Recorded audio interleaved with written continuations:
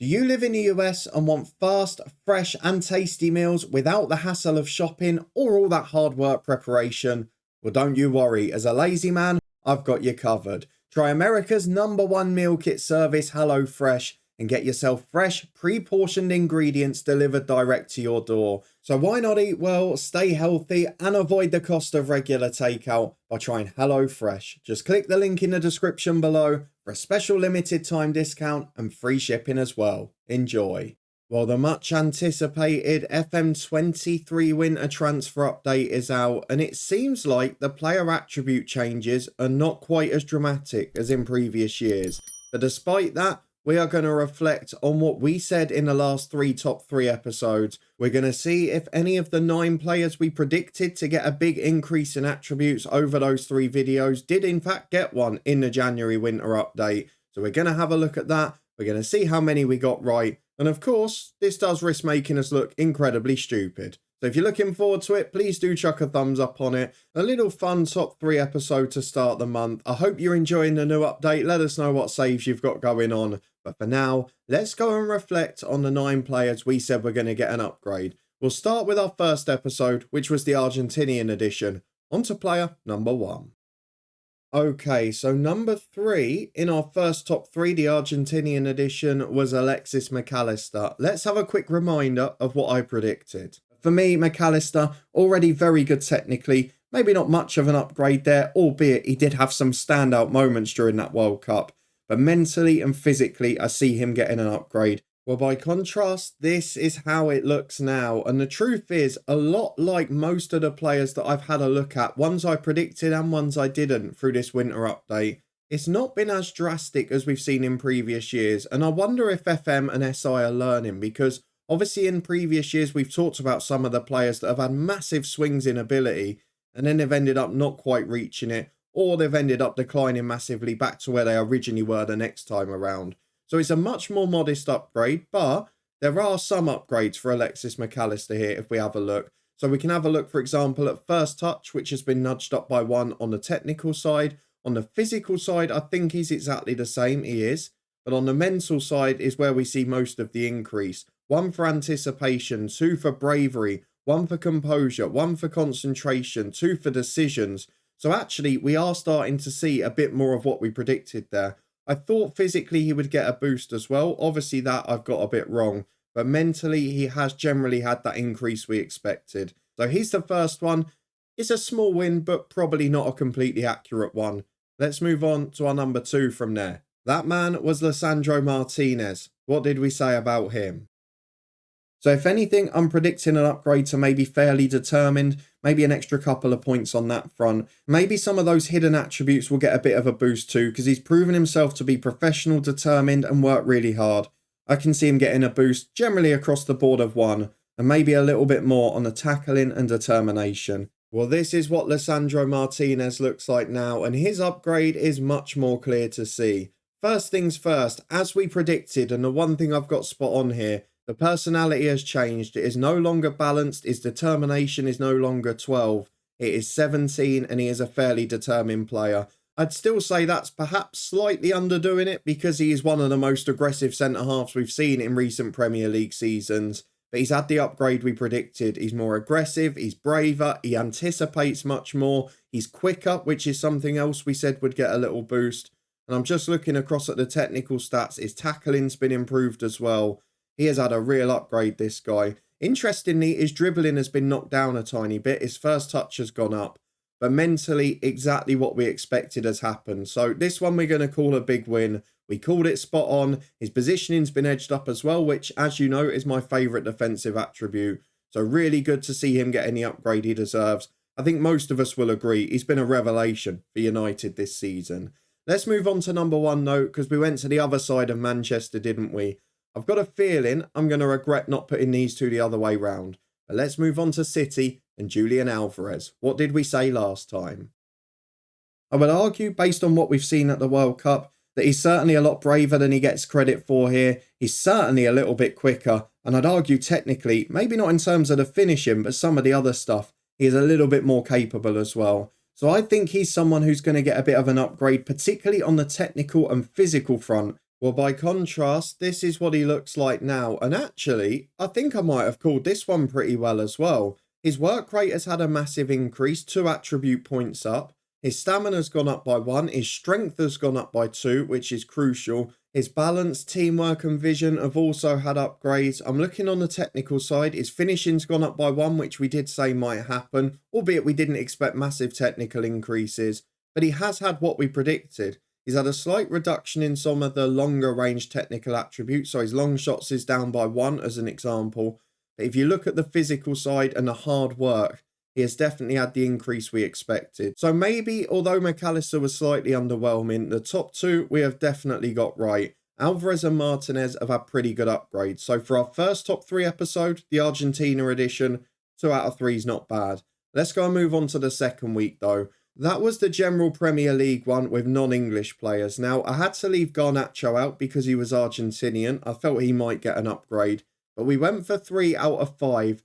And did I get them right? Let's go and reflect on our number 3 from that video. That man was Andreas Pereira. Let's have a reminder of what I predicted. So I'm expecting big upgrades, perhaps not technically, but mentally and physically for Andreas Pereira. Well, this one is probably the most interesting so far because firstly, I'm annoyed at myself. I didn't go for Paulinho because he was already very good in game, but he's got even better in January, so I could have gone for him. The thing that strikes me about Pereira, though, is although he's got a much better balance of attributes and he's had some really big increases, he's also had a couple of declines, which maybe be a little bit unjustified, but he is definitely a better player than he was before the update. Let's have a quick review of what's changed, because on the technical side, he's had some downgrades, if anything. His corner rating has gone up by 1. His crossing ability has gone up. I guess he's been a bit more in those advanced positions this year for Fulham. I'm also looking further down at his finishing, which has dropped by 1, his long shots down by 2, his passing down by 1, and his tackling down by 1. The latter, I think, is a little unjustified. His technique, though, has increased by 1. Mentally, he's got significantly better. He's got more flair. He's a better leader by 2 marks, which is an interesting one. He's also better on teamwork and work rate, which have both increased. On the mental side, though, his biggest upgrade is concentration. That has gone from 10 to 13, and I think it reflects the fact that he's been a bit of a rock in that Fulham midfield. He's also got a little bit more aggressive. And if we look on the physical side, there is one massive change here. So he's had a very slight decline on natural fitness. He's had a boost of 2 points on strength, but his balance has gone up by 4. Now, does that reflect that he's gone from being a sort of flashy player, a number 10, maybe a player who could play off the wide areas, to a proper bona fide centre midfielder who doesn't get barged off the ball, who's been instrumental in Fulham's success? But he's definitely had the improvement we expected, and quite frankly, the one he deserves. Fulham have had a brilliant season. Those 2 Brazilians in the middle have been key, and both of them got an upgrade. Andreas Pereira is the player he deserves to be in FM23. Let's move on to number 2 from this list, though. You'll remember I went for the obvious one next. Japanese star Kaoru Mitoma at Brighton. What did I say about him? He was transfer listed in some saves at the start. Let's go and remember what I said, and then we'll see how much he's improved. I'm expecting fireworks here. He anticipates mistakes. He finds where the ball's going to go, and he makes brilliant movements. So for me, off the ball and anticipation are definitely going to get an upgrade. Well, fireworks we have certainly got, because although some players have maybe not had the dramatic increases we expected, Kaoru Mitoma is arguably the most improved player in the January update for FM. Now, on the technical side, it is just chalk and cheese. It's completely different. His dribbling's up by 4. His finishing's up 2. First touch is up. Crossing's up. Long shots up by 5. Passing up by 2. Penalty taking up. On the mental side is not much worse. Up by 4 on the aggression front. Composure's up by 2, concentration's up by 4, decisions up by 3, determination up, flair up both by 1. He's had massive increases. His vision's up by a couple as well. On the physical side, it's not so much, the odd one here and there. Again, up 2 for balance and up 1 for pace and stamina. But Kaoru Mitoma, he's gone from a player that was arguably not Premier League standard and transfer listed in the first save that we looked at, to now, after the update, being one of the best wingers in the league. On 20 grand a week, if you can poach him from Brighton, you might well be getting a superstar. Kaoru Mitoma, he should have been number 1. The man we put there, I was expecting an upgrade for, but it won't be as big as this. Remember, I was torn between two Newcastle players. I wanted to go for Botman, but he was already a bit too good in FM. And then I went for Miguel Almiron. He's just started to dip in real life, but was his first half of the season form reflected in the FM update? Let's go and remember what I said very quickly, then we'll take a look at him now. I think his composure will get a boost as well. I'd maybe predict a 2 upgrade on a lot of the technicals and 1 on some of the mental ones. His hard work had never been questioned, his pace had never been questioned, but there is so much more to this lad's game now. Well, to be fair, this one is a much more traditional upgrade, and I've not got it wrong because he has had a big boost. However, Sven Botman is still the man I should have gone for because he is a completely different player this half of the year. Having said that, Miguel Almiron is brilliantly improved. He's up 1 on a few of his physical attributes, so I'm looking at agility's gone up. Natural fitness has gone through the roof. I guess he's been playing more regularly, showing how much he can do. He was often a man who was substituted early in games, which may have contributed to that poorer rating. It's gone from 10 to 15, so you can now play him every week if you so wish. An upgrade to work rate, not that he needed it. It was already 19. It is now 20. I'm looking further up. Some of those mental attributes have had the boost we talked about. 2 up for anticipation, bravery, 3 for composure, 2 for decision making, and I think that's it on that front, is it? Yes, it is, but big upgrades on the sort of thought process parts, which he's obviously shown this season, making much better decisions, helping create and score goals. Like most of the Newcastle team, it's been a complete revelation. On the technical front, it's a bit more of a standard up by 1 across the board in a lot of key areas. So we're looking at tackling's had 2 up, which is interesting. Passing's gone up by 1, crossing up by 1, dribbling up by 1, finishing's up by 2, obviously reflecting the additional goals he scored, and 1 for the long shots as well. So no doubt he's had a very big increase, not quite as dramatic as Matoma, and on reflection I should have put them the other way round. But Sven Botman is the man who stole the Newcastle show. If we have a quick look at him, the physical side has gone through the roof. He is now an established, brilliant Premier League defender, and at 22, surely with more potential, he's a man you want to be signing in this save. If you're starting with Newcastle, he won't need replacing. Let's go and move on to our final week of top 3s though, because we talked about 3 English players that we thought would get an upgrade. Now, I'm very confident in one because it's a fairly obvious one, but the players I put in first and third are going to be interesting because they might be impacted by the fact that it's not been as dramatic across the board as we've seen in previous years. So let's go to our number 3, which was Morgan Gibbs-White, a man I'm managing in my head coach save at the moment. You can find that one up in the eye above. But let's have a quick recap of what I said about him and see what upgrade he's had. I do think he'll get a slight upgrade physically because when he has been fit, he has proved that he can compete with the top Premier League players there.